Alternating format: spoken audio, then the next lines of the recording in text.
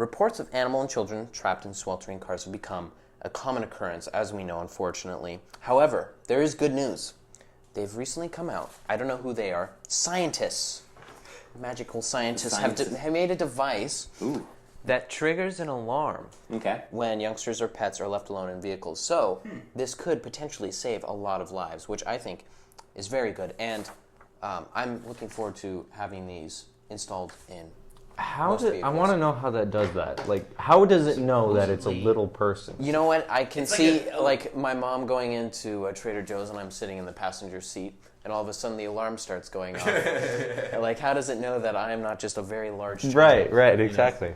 But it works by sending out radar signals that are reflected back by people, animals, and objects in the vehicle. So I have no idea. So what you're saying is if you happen to leave your life-size stuffed dummy in the passenger seat, it'll go off what anyway. What if you put a very large box in a passenger seat? Well, no, because it's shape. No, it's the shape. Oh, it does use AI to analyze the radar signals. So it has a vague idea, but I'm assuming that it is limited by how functional the AI is at the time, which right now, as we know, not the best thing in the world, but I'm assuming will get better in the near future. So I guess Fortuna Redux top tip, if you have your life-size stuffed dummy in the passenger seat, you might want to disable the AI alarms. Yes. Yeah. No, but in all seriousness, that is a good thing. It's a good thing they're taking steps towards, because when you see the news that happens, it's very unfortunate. It is unfortunate, and I'm glad that finally we're doing something about it to prevent this from happening. The smart peoples are making sure the stupid peoples don't kill themselves. Yes. Once again. Anyway. Well, moving on to some goofy news, because we need to lighten the mood a little bit. So, state trooper pulls over banana car driver and gives him $20 instead of a ticket. What? You heard me. That is exactly what happened. A state trooper pulled over a banana car and gave him $20. Okay, well, hold on. How fast was he going? Instead of a ticket. Did he just pull him over because it's a banana car? I'm not sure how fast he was going. Yes, he pulled him over because it was a banana. Are they illegal? It might be. No, he gave him the $20 because it was his seal of approval. Wow. Yes. I love that state trooper. So if you want to make $20, drive a banana car. Yeah, find that guy's schedule. But the banana car was made out of 1993 F-150. Okay. So that was quite interesting. And he That says has a that sturdy foundation. It does have a sturdy foundation, and it hit a max of 80 miles per hour. Oh, there we go. Blasphemy, I say. How dare he ruin a perfectly good OBS for it? No. Tragic. This Very is tragic. No, it's perfect. No. It could have been anything. Like, you could have made it out of, like, I don't know, a Nissan Titan. That's true. There are a lot of things. Tacoma, or even like like a F-150 from like 2002. That would have been okay too. But an OBS Ford, you ruined it. How dare you? I couldn't think of a better vehicle to build a banana on top of and drive it around. It's the perfect vehicle.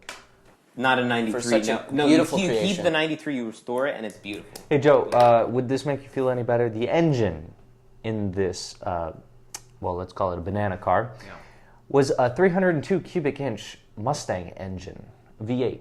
Yes, from the GT. 5-liter V8. 1994 Mustang engine. Yes, so I love that. It makes it less F-150 than it could be. Well, that's probably the engine that the car came with. Let's just pretend for you, Joe, that this F-150 was on its last legs. The Yes. body was destroyed and rusted, and there was nothing they could do. It's called They could Bondo. either scrap it or turn it into a banana car. It's called Bondo. And they turned enough it into a enough banana. Bondo will work. So they magic. saved the F-150. I don't know, but anyway, it's not like it's been the best-selling truck in America for 41 years, and the best-selling vehicle in America for 36. There's so much salt that you're just spilling all over the Because place. he made it out of a nice banana car. It's Yes. awesome. Yes. Hey, John. So you're saying you would rather have a banana car than a gorgeous OBS Ford? I personally believe that if you want to turn your F-150 into a banana car, It's perfectly okay. go for it, man. Hey, Peter, you know what? We should turn something else into a banana car one of these. How about your Corvette? My Corvette? Let me think about that one, okay? No, you gotta I'll give me get- an answer. I'll get back to you How on dare that. you drive your Corvette instead of a banana car? I'll get back to you on that, all right? Okay. Well, anyway, that's a fantastic story. I only have one more thing to share with you guys before we leave, and that is a video I came across while searching YouTube. It was a video by William Osman, or Osman. I'm sorry, William. I'm very bad at pronouncing names. But it was him and iDubbbz, and they decided it would be a good idea to take one of those Toys R Us, you know, those little car things that we always wanted as a child, but your parents never bought you one. Yeah. They took one of those. Sounds like somebody feels left out here. They took one of those. Yeah. And they bought a bunch of extra batteries for it. And they decided to have an experiment to see just how far it would go in a 24-hour period without us breaking, essentially. I'll leave a link in the description so you can watch it in its entirety. But how far do you think they made it in their 24-hour expedition? 24 hours, and let's see, a kiddie car drives like what, a mile an hour? It's like less than walking speed. Like you can like literally walk faster than one of those. For 24 straight hours. So you just have to figure how many miles can you walk in a day, and then you have to like cut that in half, and then there's your mileage. I'm gonna go with because I really want it to be really high. I'm gonna go with 70, just because I really. I'm gonna go with 50. 50. They went 30 miles. Oh, okay. Well. Actually, if you think about it, that's very impressive because walking 30 miles would suck. It would really suck, and I'm sure driving that thing, because you have those aren't comfortable anyway. No, Yeah. they're not comfortable probably for a little child, let alone a grown adult.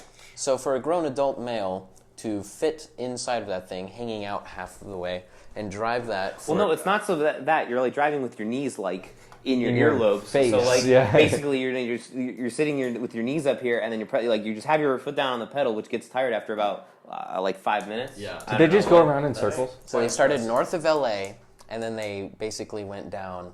Cool. That's quite impressive. So now we know the lifespan of one of those vehicles is about 30 miles. I gotta know though, what was the car? Was it like It was a pink Jeep. Oh, the perfect vehicle to do that in. Yes, absolutely. But anyway, with that, thank you so much for watching. Go ahead and check out that video. It's a fun one. And check out some of our other videos while you're here. And with that, I think we'll see you next week. What are you doing? Dude, I got a math test in a few days.